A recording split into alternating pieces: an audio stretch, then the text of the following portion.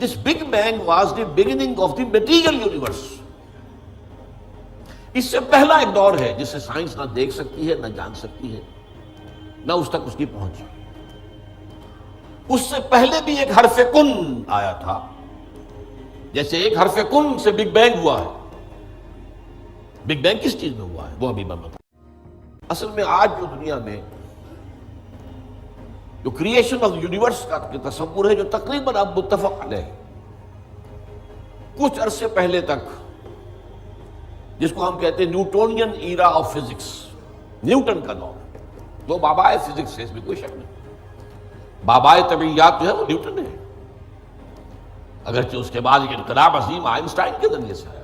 ابھی آئنسٹائن کا دور ہے جس میں ہم سانس لے رہے ہیں، لیکن یہ کہ بابائے طبیعیات نیوٹن.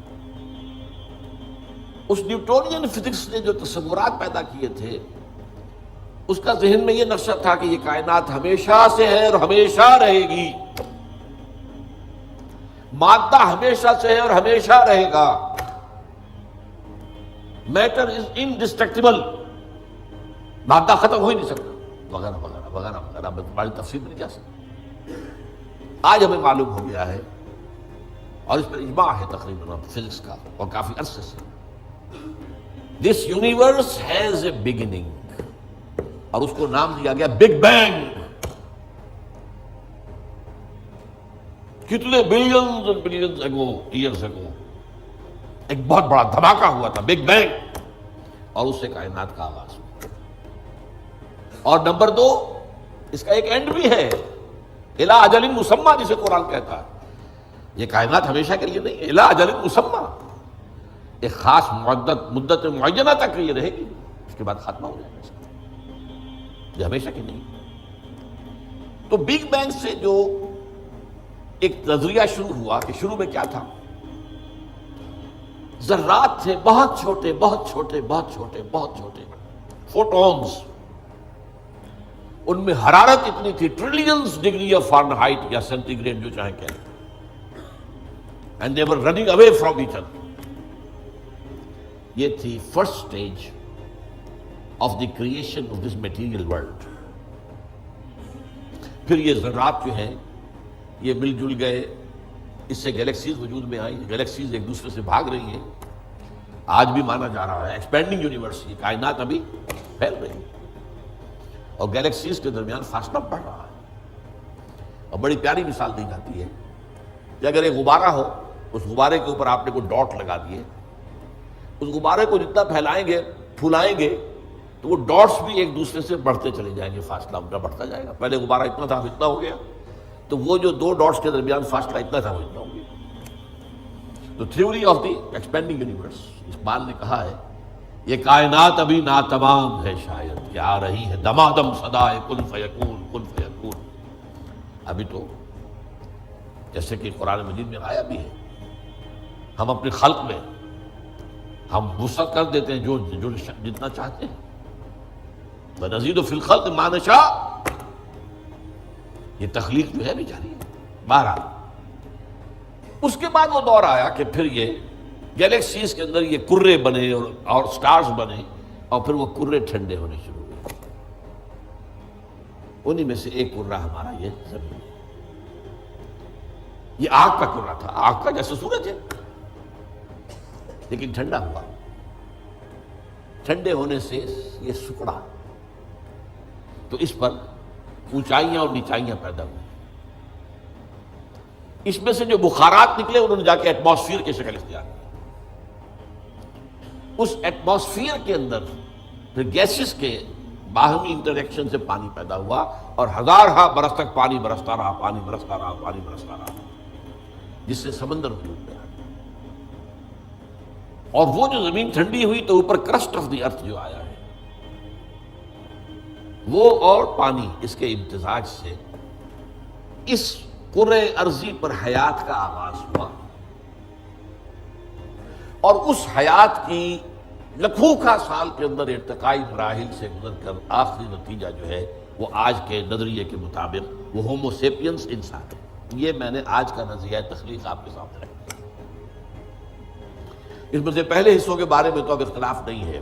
البتہ یہ کہ ایولیوشن کے بارے میں ظاہر بات ہے کہ اختلافات ابھی ہیں، لیکن یہ کہ یہ نظریہ ہے، اگرچہ بایولوجی کے میدان میں تھیوری آف ایولیوشن جو ہے اسے قبول نہیں کیا گیا، لیکن یہ ہے کہ ویسے اس کو تسلیم کیا جاتا ہے as a matter of fact.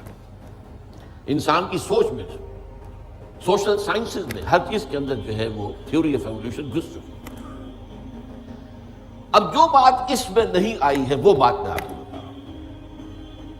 This big bang was the beginning of the material universe. اس سے پہلا ایک دور ہے جسے سائنس نہ دیکھ سکتی ہے، نہ جان سکتی ہے، نہ اس تک اس کی پہنچ۔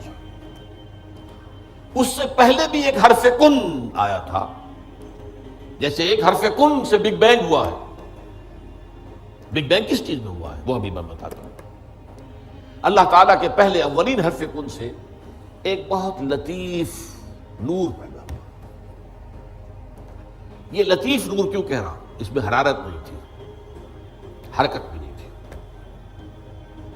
لطیف۔ اس سٹیج پر اس لطیف نور سے انسانی ارواح پیدا کی گئی اور فرشتے پیدا کیے گئے۔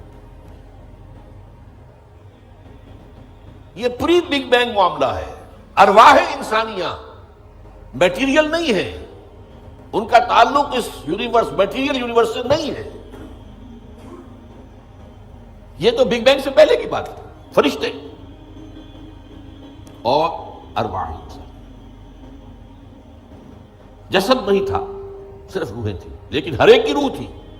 آدم سے لے کر آخری انسان جو آئے گا دنیا میں قیامت سے تب پہلے تک، سب کی ارواح موجود تھی، اور ان سے عہد لیا تھا اللہ نے، الست بربکم قالوا بلی۔ اب جو آدمی اس بات کو نہیں مانتا وہ کیسے سمجھے گا کس سے عہد لیا تھا؟ جدید دور کے ایک مفسر نے لکھا اپنی تفسیر میں، یہ عہد انسان کی تخلیق سے قبل عالم غیب میں لیا گیا۔ میں نے ان سے عرض کیا کہ حضور یہ تو جملہ آپ کا محمل ہے، جو پیدا ہی نہیں ہوئی اس سے کیسے عہد لے لیا؟ عہد و معاہدہ تو ہوتا ہے جو موجود ہے، اور پھر اس میں بھی یہ الفاظ آتے ہیں، میں بقائمی ہوش و حواس یہ اقرار کر رہا ہوں، فل کانشسنس، سیلف کانشسنس کے ساتھ آدمی ایک عہد کرتا ہے، اقرار کرتا ہے، ایک معاہدہ کرتا ہے۔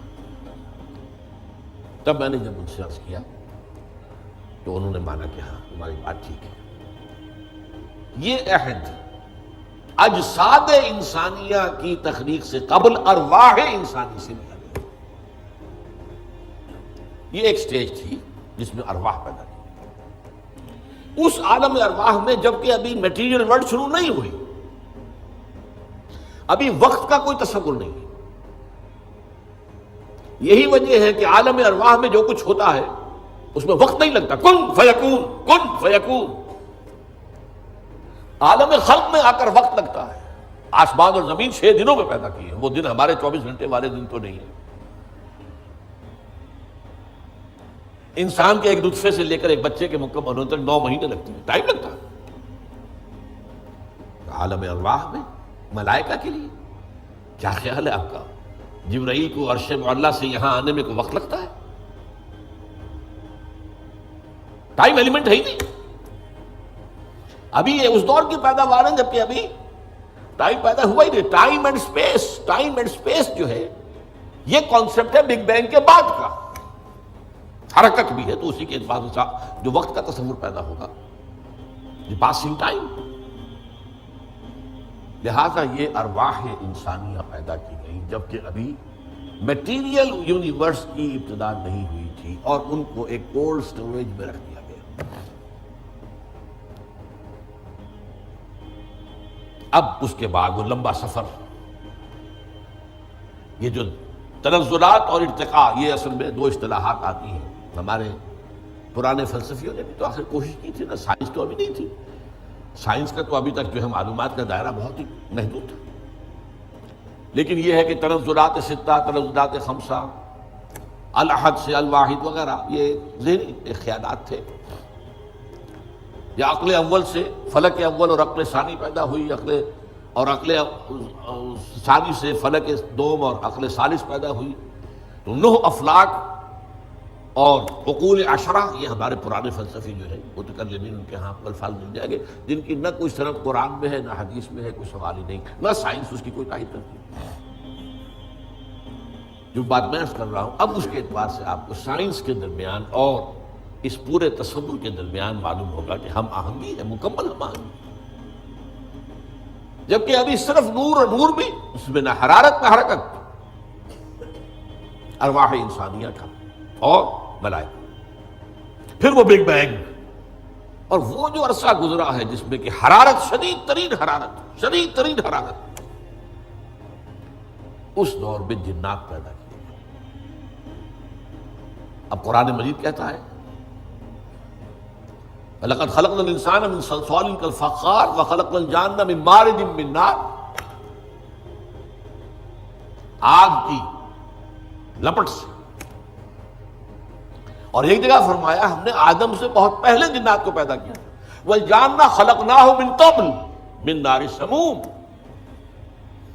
سموم کہتے ہیں وہ جو ہوا بعد سموم جس میں جلتی ہوئی آگ ہوتی ہے، لو، سخت صحرا کی لو، اس کا تصور کیجیے آپ، اس کی آگ سے، اس کی حرارت سے جنات پیدا کیے۔ یہ جنات جو ہے اس زمین کی پیداوار نہیں ہے، مٹی کی پیداوار نہیں ہے، یہ ایک لطیف تر شے ہے ہم سے۔ مٹی تو انرٹ ہو گئی، آ گئی، ہم مٹی سے بنے، چاہے وہ ایوولوشن کے لمبے پروسیس کے تھرو بنے ہیں یا یہ کہ ڈائریکٹ کریشن ہوئی ہے، لیکن ہے تو دونوں مٹی سے۔ قرآن بھی کہتا ہے مٹی سے، اور سائنس بھی کہتی ہے مٹی سے۔ ہم نکلے کرسٹ آف دی ارتھ، اور قرآن بھی کہتا ہے وَجَعَلْنَا مِنَ الْمَاءِ كُلَّ شَيْءٍ حَيٍّ، ہر شے میں حیات جو ہے، اس حیات کا منبع اور سرچشمہ پانی ہے۔ مادہ تخلیق جو ہے حیوانات ارضی کا، جن میں انسان بھی شامل ہے، وہ تو ہے مٹی، لیکن منبع حیات پانی۔ وَجَعَلْنَا مِنَ الْمَاءِ كُلَّ شَيْءٍ حَيٍّ، اور یہی سائنس کہتی ہے کہ سمندر کے کنارے پر، دلدلی جگہوں پر، وہاں کیا ہوتا تھا کہ ابھی پانی پیچھے ہٹ گیا ہے، پھر پانی آ گیا ہے، پھر پھٹ گیا ہے، یہ تعامل چل رہا ہے، اور اس کے نتیجے میں وہاں جو کیمیکل کمپاؤنڈز تھے، اس کے بعد آرگینک کمپاؤنڈز بنے، اس کے بعد اسی کے اندر جو ہے جو حیات کا جرثومہ پیدا ہوا، ایک سیل امیبا، یہ ان کا کہنا ہے۔ میں اس وقت اس کی نہ تصدیق کر رہا ہوں نہ تردید کر رہا ہوں، جو بتا رہا ہوں آپ کو کہ دونوں کا ایک یہ جو ہے بات متفق علیہ ہے کہ مٹی سے اور پانی سے بنے، اس میں کوئی اختلاف نہیں۔ اب یہ سلسلہ جو چلا ہے، اب وہی کہانی جو ہے دہرائی جا رہی ہے، وہی ایک سیل سے رحم مادر میں بچہ پروان چڑھ رہا ہے، جو ہو سکتا ہے 9 ملینز آف ایئرز میں ہوا ہو، ایک جرثومے سے لے کر انسان تک کا معاملہ، وہ رحم مادر میں 9 مہینے میں ہو رہا، یہ سیم پروسیس، سنگل سیل، اور اس کے یہ مراحل ہیں۔ تو زندہ تو ہے، نطفہ بھی زندہ، علقہ بھی زندہ، مضغہ بھی زندہ، ماں کی طرف سے آنے والا بیضہ بھی زندہ، مرد کے نطفے اور ماں کے بیضے سے امتزاج سے وجود میں آنے والا زائگوٹ، نطفۃ امشاج، وہ بھی زندہ۔ لیکن جب 120 دن ہو جاتے ہیں تو اب یرسل الملک کا بعد، اب وہ فرشتہ بھیجا جاتا ہے، وہ رحم مادر میں، وہ روح، اس کی روح، میری روح جو وہاں تھی، وہ لا کر میری والدہ کے رحم میں، وہ جو میرا حیولہ وجود میں آیا تھا، اس کے اندر پھونکی گئی ہے، تب میں بنا ہوں، میرا وجود انسان کی شکل اختیار کیا۔ یہ ہے در حقیقت قرآن مجید کا جو حقیقت انسان میں